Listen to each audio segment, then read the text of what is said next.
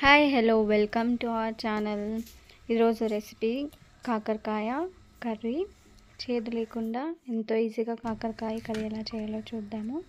First కాకరకాయని ఇలా peel చేసుకుందాం. పైన రఫ్గా ఉండే పార్ట్ అంతా పీల్ చేసుకుని ఇలా రింగ్ షేప్లో కట్ చేసుకుందాము. కట్ చేసుకున్న వాటికి లోపల సీడ్స్ ఉంటాయి కదా, అవి తీసేద్దాము.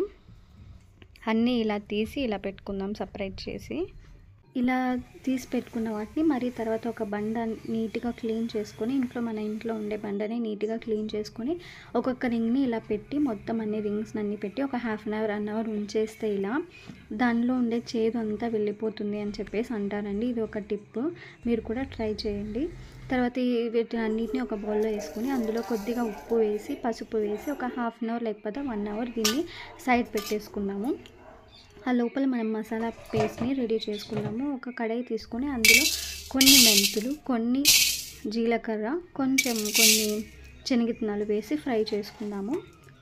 ఇది ఫ్రై చేసుకొని సైడ్ పెట్టుకొని ఇదే కడాయిలోకి కొన్ని తెల్ల నువ్వులు వేసి దాన్ని కూడా లైట్గా ఫ్రై చేసుకుందాము. అన్నీ కలిపి వేస్తే అవి ఇవి కలిసి ఫ్రై అవ్వవు సరిగ్గా, మొత్తం ఇవి తొందరగా అయిపోతాయి. అందుకే మరి కొంచెం కొబ్బరి తురుముకొని వాటిని అన్నిటినీ కలిపి ఒక పేస్ట్ చేసి పెట్టుకుందాము. కొంచెం చింతపండుని నానబెట్టుకుందాము.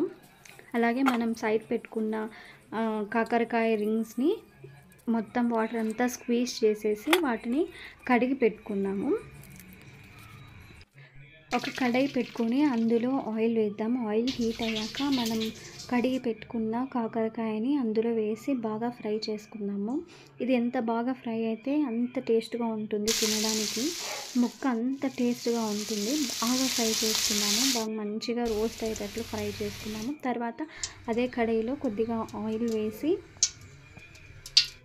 ఆయిల్ హీట్ అయ్యాక అందులోకి కొంచెం ఆనియన్స్, పచ్చిమిర్చి వేసి కొంచెం ఫ్రై చేసుకున్నాం. లైట్గా అవి సాల్ట్ అయ్యాక అందులో కొద్దిగా కరివేపాకు వేయండి. ఇవి కొంచెం ఫ్రై అయ్యాక అందులో కొంచెం ఒక 1 to 2 టమాటోస్ వేసి అందులోకి కొద్దిగా ఉప్పు, కొంచెం పసుపు, కొంచెం కారం పొడి, మీకు రుచికి తగినంత మొత్తం కారం పొడి కానీ పసుపు కానీ ఉప్పు కానీ మీకు రుచికి తగినంత వేసుకోండి.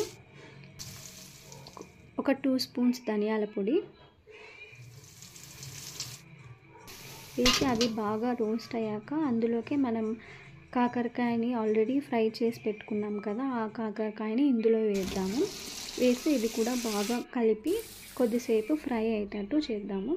తర్వాత అందులోకి ఈ మసాలా పేస్ట్ మనం ఆల్రెడీ చేసి పెట్టుకున్నాం కదా, ఆ మసాలా పేస్ట్ని వేసి చింతపండు పులుసు వేసి బాగా తగినంత వాటర్ వేసి అందులోకి కొద్దిగా బెల్లం వేసి కుక్ చేయండి. ఆ కుక్ అయిన తర్వాత లాస్ట్లో కొద్దిగా కొరియాండర్ వేసి సర్వ్ చేసుకోండి. ఎంతో టేస్టీ చేదు లేని కాకరకాయ కర్రీ వెరీ ఈజీ సింపుల్గా రెడీ అయింది. Thanks for watching. Please like, share and subscribe for our channel.